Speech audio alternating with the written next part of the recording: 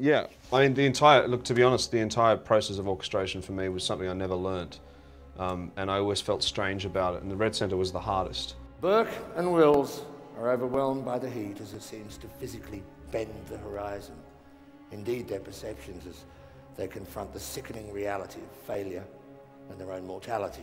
Oh look, I think it's going to be very exciting. You know, we recorded the piece back in January, and that was over 3.5 days, and now we've put it together really 4 hours of rehearsal. Well, you know, the priority is to get the ones rehearsed that haven't been rehearsed, that's the thing.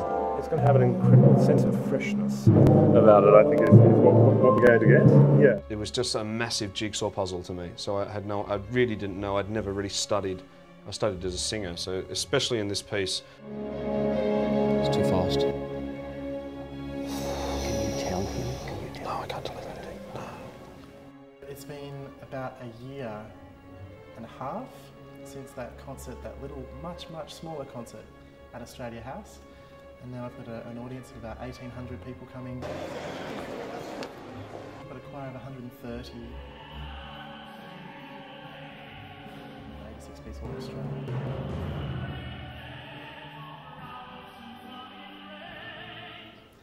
It should be amazing. It all happens in about 3 hours' time.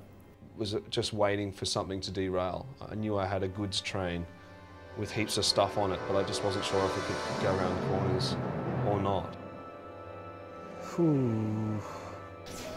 I hope my score's out there.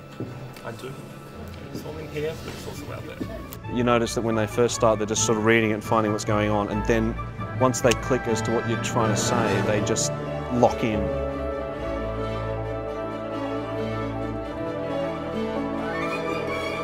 I wrote it really simply because I didn't really know exactly how to make it work, and the simple solution was, once again, was the smartest one.